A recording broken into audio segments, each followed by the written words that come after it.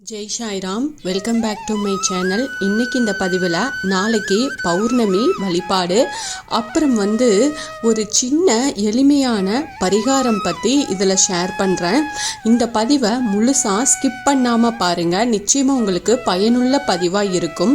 இப்போ முழு நிலவை பார்த்து ஒரே ஒரு நிமிஷம் நமஸ்காரம் செஞ்சு, சந்திர பகவானே, வாழ்க்கையில் எனக்கு எல்லா நன்மைகளும் கிடைக்கணும்னு வேண்டிக்கிட்டாலே போதும், உங்களுக்கான முழு அருளும் கிடைச்சிரும்.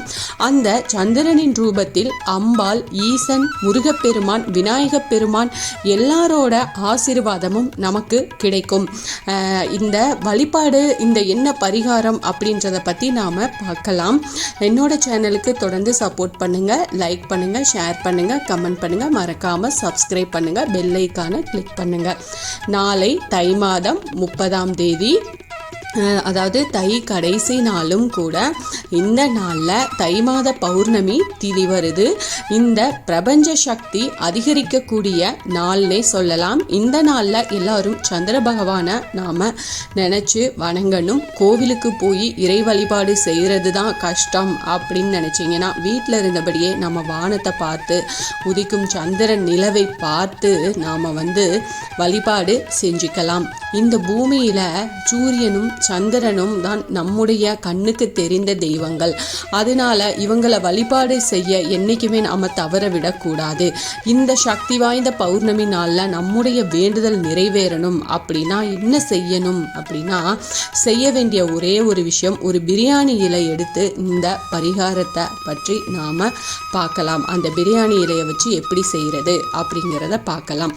பௌர்ணமி திதியானது புதன்கிழமையோட சேர்ந்து வருது. புதன்கிழமை நாள் முழுவதுமே எந்த நேரத்தில் வேணும்னாலும் இந்த பிரியாணி இலையில் உங்கள் கோரிக்கையை எழுதலாம்.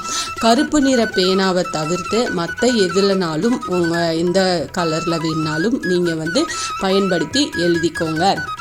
அந்த பிரியாணி இலை மேலே உங்களுடைய கோரிக்கையாக ஒரு வரியில் எழுதுங்க. உங்களுக்கு என்ன தேவையாக இருந்தாலும் அந்த தேவை பூர்த்தியாக வேண்டுதலை நீங்கள் வைக்கலாம். உங்களுடைய, அதாவது உங்களை விட்டு என்ன விஷயம் விலகி போகணுமோ அந்த விஷயத்தை ஒரு வரியில் எழுதுங்க.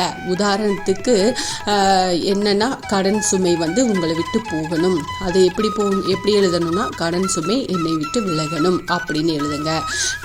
நிறைய பணம் சம்பாதிக்கணும்னு எழுதுங்க. சொந்த வீடு வாங்கணும், நிலம் வாங்கணும், நல்ல வேலை கிடைக்கணும், ஆரோக்கியம் கிடைக்கணும், குழந்தை வரம் வேணும், திருமண பாக்கியம் வேணும். இப்படி உங்களுக்கு என்ன வேண்டுதல் இருக்கோ அதை எழுதுங்க. எழுதக்கூடிய வேண்டுதல் உங்களுக்கு மட்டும் புரிஞ்சதுன்னா கூட போதும். அதுபோல வார்த்தையில், அந்த பிரியாணி இலையில் உங்களுடைய வேண்டுதலை நீங்கள் வார்த்தையை நல்லா கிளியராக எழுதி வச்சுருங்க. பிப்ரவரி மாதம் 12ஆம் தேதி புதன்கிழமை, தை 30ஆம் தேதி மாலை 6:30 மணிக்கு பௌர்ணமி நிலவானது உதித்து பிரகாசமாக இருக்கும். அந்த சமயத்தில் மொட்டை மாடிக்கோ இல்லைனா வெட்ட வெளியான இடத்துக்கோ போய் இந்த பிரியாணி இலையை உங்கள் கையில் வச்சுக்கிட்டு நிலவிடம், அந்த தாய் சக்தி தேவியிடம் உங்களுடைய வேண்டுதலை சொல்லி பிரியாணி இலையை நெருப்பில் எரிச்சிருங்க. அகல் விளக்கு வச்சு எரிச்சாலும் சரி, மெழுகுவத்தி ஏற்றி வச்சு எரிச்சாலும் சரி, எல்லாமே அந்த அக்னி பகவானின் சுரூபந்தான். இவ்வளவுதான் இந்த எளிமையான பரிகாரம். இதை செஞ்சாலே உங்களுடைய வேண்டுதல் நிச்சயமாக நிறைவேறும். நாம் எவ்வளவோ பணம் செலவு செஞ்சு, எவ்வளவோ முயற்சிகளை செஞ்சு, பரிகாரங்கள், பூஜை புனஸ்காரங்கள் அப்படின்னு நம்ம யாரோ ஒரு ஆளை ஒருத்தர் தேடி போய் செய்கிறோம் இல்லையா, அதையும் நம்ம நம்பிதானே செய்கிறோம்.